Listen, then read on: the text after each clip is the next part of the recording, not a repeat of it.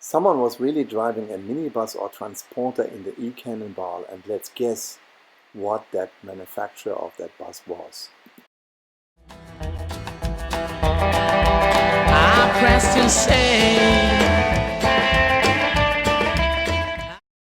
Now I'll let you guessing a little bit, because it's not the Model S or maybe the Model X where you can put the mattress in the back and then sleep there. It might be a transporter because it has up to 7 seats, but it's not what I'm referring to when I'm talking about transporters.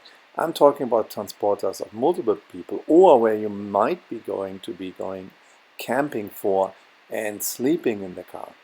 So it's really what I'm not the Model S or the Model X, because it's going to be another car. And guess what car it is? Is it maybe this one? Is it the Rivian truck? The Rivian truck, it is a US company where Amazon owner Jeff Bezos has invested a lot of money in. And they have a lot of fancy features, as you can see there. So you, between the backs and back seats, you can pull something out there, and you have a lot of nice features. You have a up to 550 kilowatt high horsepower motor, 100 kilowatt hours. You have plus 400 miles. Top speed is not known there, and charging speed as well. But it might be available in the second half of 2020, and we will see. But it's not available now, so it's not that car. Or maybe it's this one, the Kanji V8100. That has a 148 horsepower motor, a 148 kilowatt motor. Multiply that by 1.36, and then you have the horsepower. Then the battery is 100 kilowatt. It's a range of 150 miles, top speed of 81 miles, but only a charging speed of 30.2 kilowatt. Might he not selected that car? When that is available, really nobody knows when that is available. Or maybe it's another car. Maybe one of the cars as has electric cars on the market already. It's the Nissan EV NV200 electric. So there we have a lot of specifications, and depending from weather, we have a whole bunch of different range options there. So the electric range is just only 190 kilometers, and you have a few functions there. It's being as a transporter, and you can use it as a camping mobile as well. It has fast charging options there, and you can look up all of the specifications. The good thing, it's on the market right now, but it's really also not a transporter for multiple people. And that person, what I'm talking about, was driving with multiple people. And that's what I want to show you now.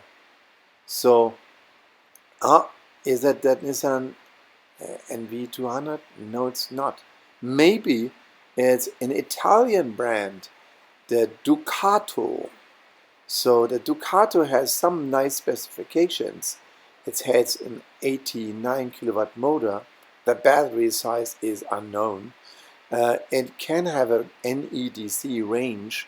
That is the range where you need a whole bunch of people to push at the end to get to that range of optional 136 to 217 miles. But you really have to use that NEDC with caution.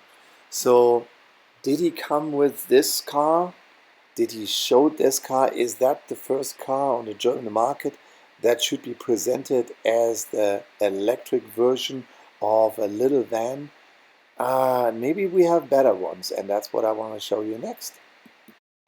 And what is next is an American version, is the Workhorse Engine. That company just got another investment injection recently before it fall apart. The specifications are really almost unknown. It has a level 2 charger, but I cannot find over the internet any of the specification.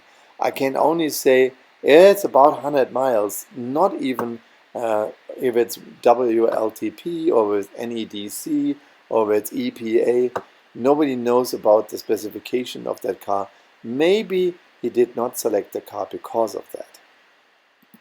Then we're coming to the French folks. That's the Peugeot Partner Electric, and it has quite some range, but a very mild range. So in winter you might get only 75 kilometers with that.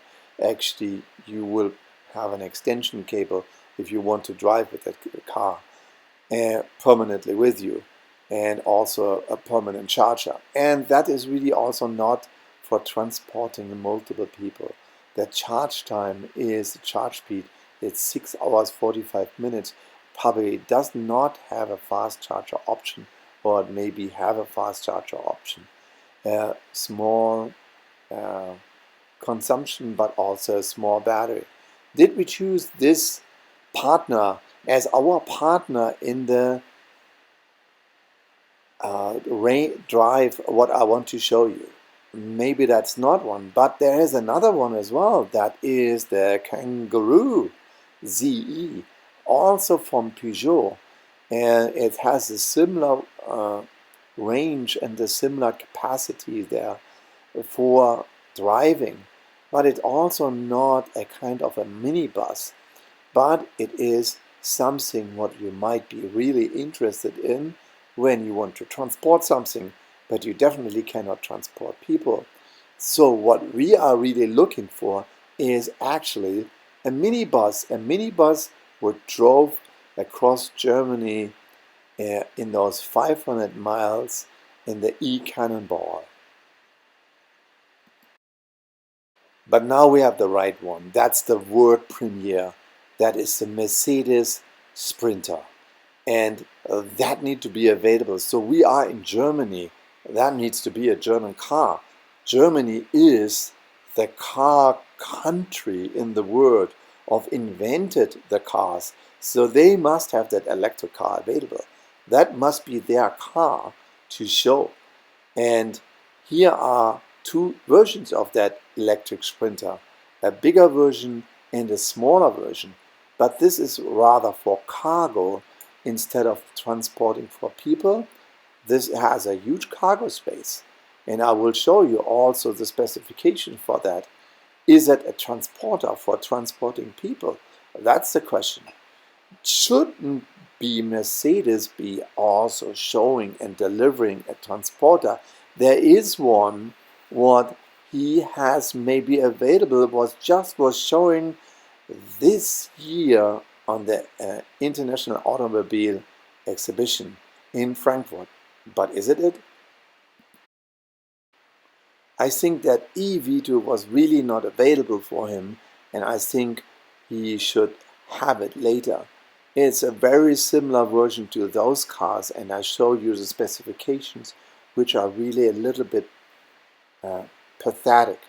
So the top speed of that, the range of the car, and I would not even go out for that car and offering it that, because it's really pitiful if you are offering these cars. It is something for a really small city with very slow driving. Then you can offer the car. But we have other manufacturers, one of the biggest ones here. Now, how about this one? They are belonging to Volkswagen. That's the Moja, and you see these cars driving around in Hamburg and Hanover. They are picking up people in share ride or ride hailing, so where you can step in that car. But the question is, what are the specifications of that car? It is super rare. I had 186 miles or 298 kilometers and 30 minutes to recharge, and that was all. That should be available now to buy, but did our friend could buy this car, because that qualifies as a real person transporter of about 10 people or so. And that is actually a similar car what he drove all through Germany for the 500 miles. And is it this car? Or is it the really classic ID bus? The bus from Volkswagen, where we know it from the flower power age, where that Volkswagen gets now a new life, and this car has been offered whereby the specifications are actually from the prototype, and they might not hold up true, but this is actually shown as a pretty car in the prototype. And we were really hoping that he's bringing this car because it's a German manufacturer for the German e-Cannonball, and that should be available, and maybe he's driving that because it qualifies for a bus as well. The point is that it might be available in 2022. It's really not available now. Top Speed was not available either, but it has a nice look. But not all of the things are always together. It has a nice look, but it's not available. Maybe it's coming someday, early or later. Or was it this car that the German automotive industry refused to build? Their specifications were there for the German Postal Service, but they refused to build it until the University of Aachen in Germany started with their group of sustainable transportation and all of their folks working there, building this car on their own. And now it's also being sold on their own, but this is rather to be a transporter. And it looks good for so far, and it does its job for the postal service, but it doesn't do the job for the transportation of people. Now, this one is according to an online magazine, the world's UK's best kept secret in the world of electric commercial vehicles.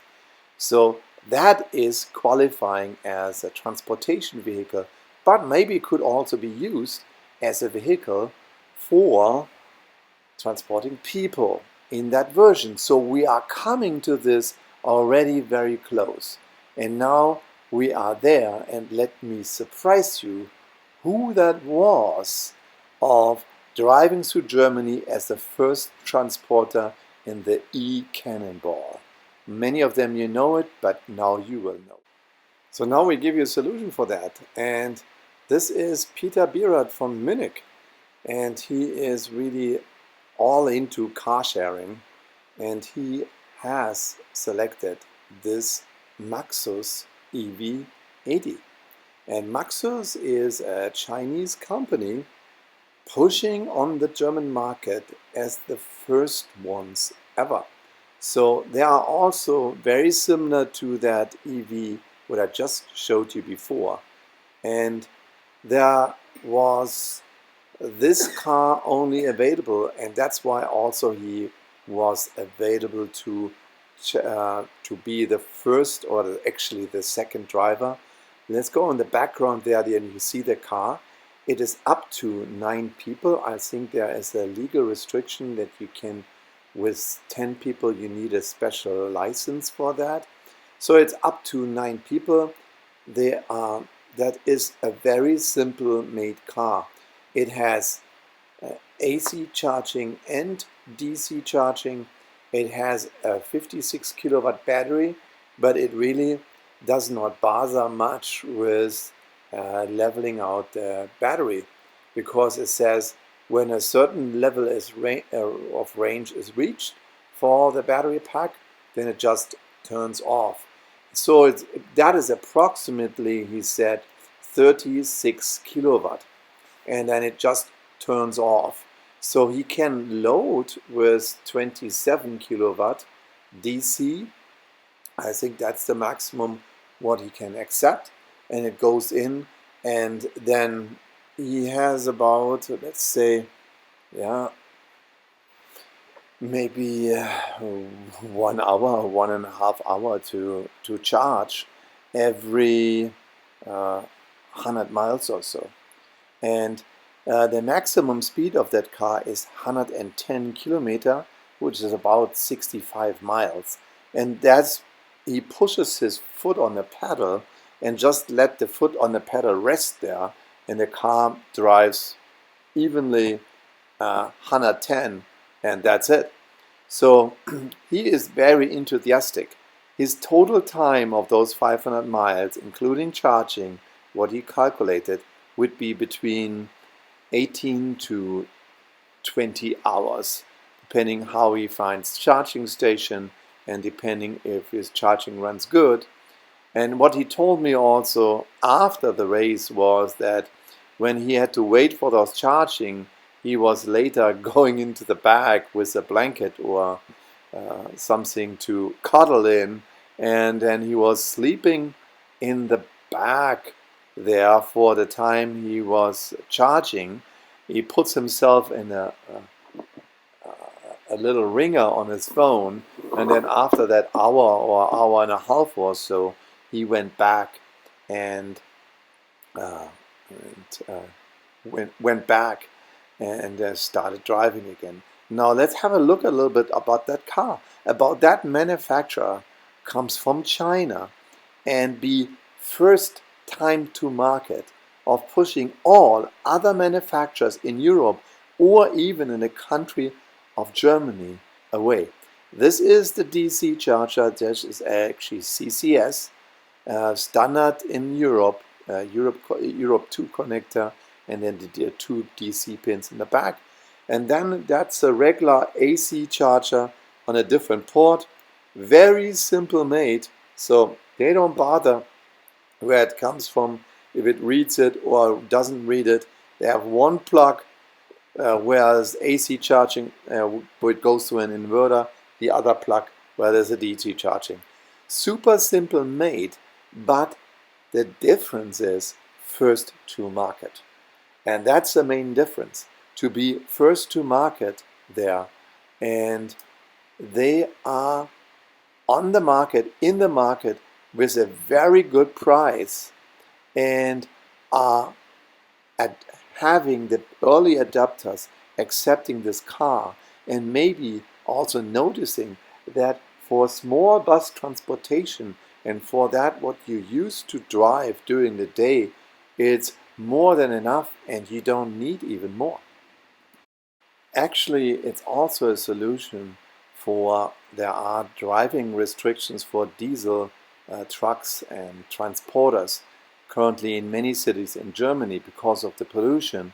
So if there are restrictions holding up or being even tougher, they need to bring their kids to school and or to other locations, and this is the perfect truck because you can drive at any time.